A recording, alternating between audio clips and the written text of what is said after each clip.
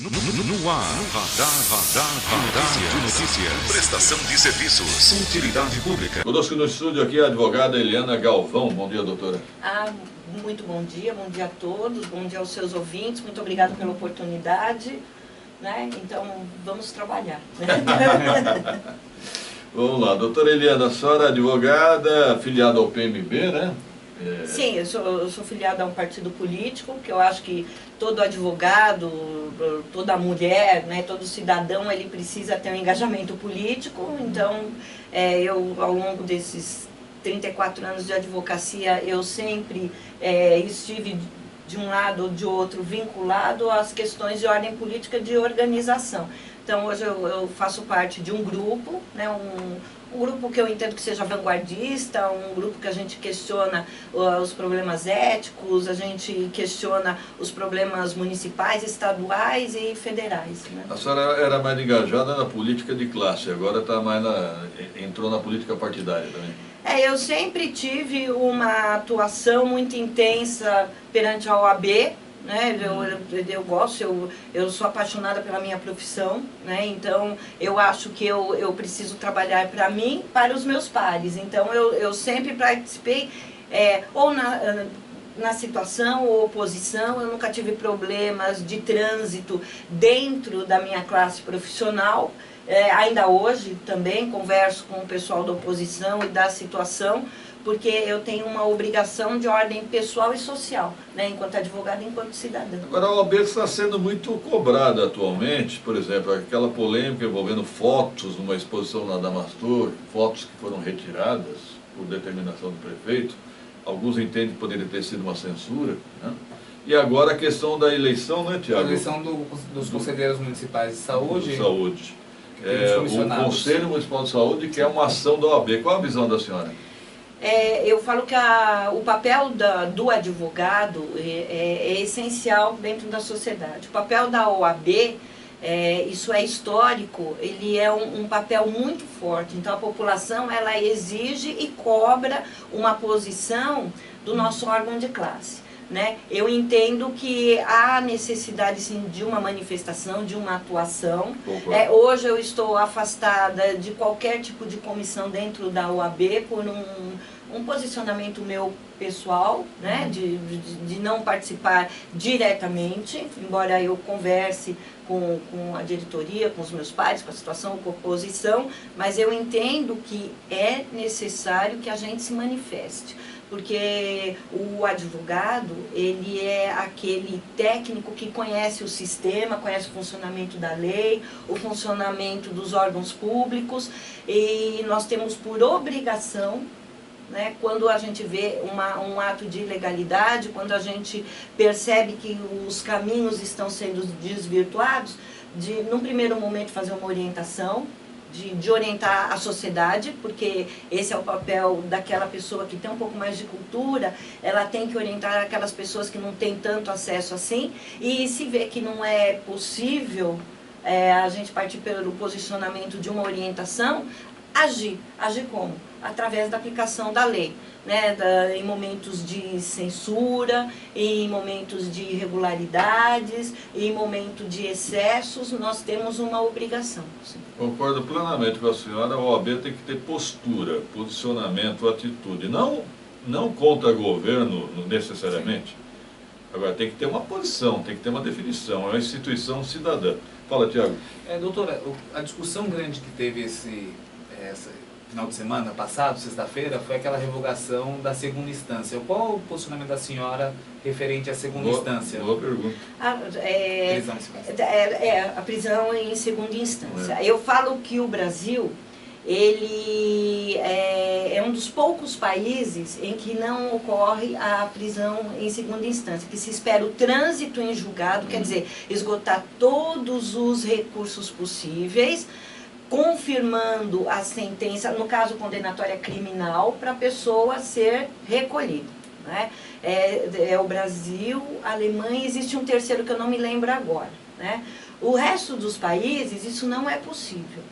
Eu tenho um posicionamento pessoal que eu acredito que nós deveríamos fazer uma revisão daquilo que determina a Constituição Federal, possibilitando isso.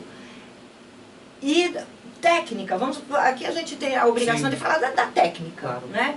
É irregular mesmo a prisão.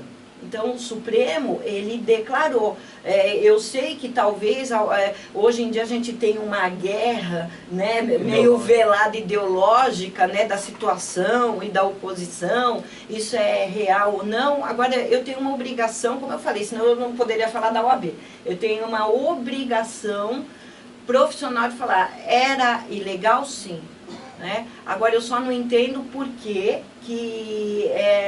essa ilegalidade, ela demorou tanto tempo para ser declarada, e eu também não entendo porque, após se demorar tanto tempo, por que já não houve uma alteração no nosso dispositivo constitucional permitindo isso?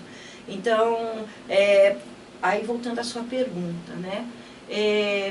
Mudou, eu tenho que ter uma posição técnica, eu sou advogada, eu posso falar enquanto Eliana e posso falar enquanto advogada, né? Foi declarada a lei, né? Foi declarada a lei. Se eu gostei ou não, é outra história. A senhora acha possível o Congresso modificar?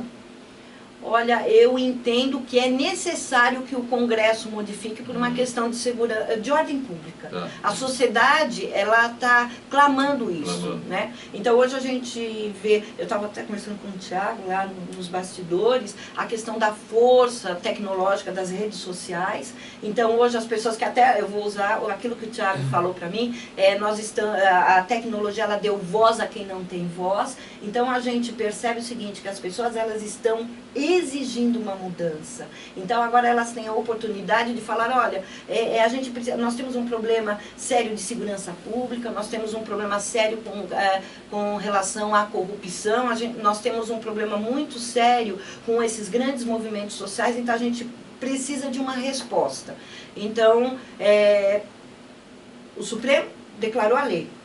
E agora nós temos a obrigação, aquelas pessoas que estão à nossa frente, que estão nos representando, de fazer uma adequação e ouvir a sociedade, cumprir aquilo que a sociedade está exigindo, né? Que são mudanças. Não sei se ficou claro. Bem claro. E lá em Barcelona, no simpósio que a senhora participou, qual é o resumo? O ponto CONSINTER, que é o Congresso Internacional de Direito, esse ano especificamente aconteceu lá em Barcelona, mas geralmente acontece em Madrid. É o segundo maior congresso para discussão de direito na Europa. Nós temos em Coimbra e temos na Espanha. E o ponto essencial é discutir o direito dentro da Europa e nos países de língua latina, né? Então, os problemas são muito parecidos. Né? A impressão é até muito engraçado que a gente parece que eu estava no Brasil, porque se falava de corrupção, da aplicação da lei, se falava da questão de segurança, de saúde, custo de vida, os problemas são os mesmos. E o direito, ele tem um papel essencial, porque ele procura, a gente espera que ele é um instrumento de manter o equilíbrio entre as pessoas, entre o cidadão, né? E o ponto essencial desse congresso foi discutir a situação do direito na Europa e na América Latina. Ok. Obrigado, doutora Eliana Galvão, pela participação. Se tiver algo a finalizar, fique à vontade. Não, agradeço muito a oportunidade, né? Eu falo que a gente está num momento mundial, né? Um momento de grande transição, as pessoas, elas estão se conversando, as pessoas estão se informando, as pessoas estão tendo voz. Então é um momento que a gente tem de união das pessoas de bem, né? Que se fala que as pessoas de bem, elas precisam ser tão eficientes quanto as pessoas do mal, não é? Então a gente precisa se unir para procurar um país melhor, um mundo melhor, um município melhor, e que a gente compreenda a função do direito. A função do direito é manter o equilíbrio. É isso. E eu quero endossar essas palavras. Eu acho que nós estamos num momento, não só em relação ao OAB, as outras entidades, elas precisam se manifestar, ter postura, atitude, porque é num momento em que há muitas distorções. Então, as pessoas que ocupam cargos de lideranças têm a responsabilidade de se manifestar, né?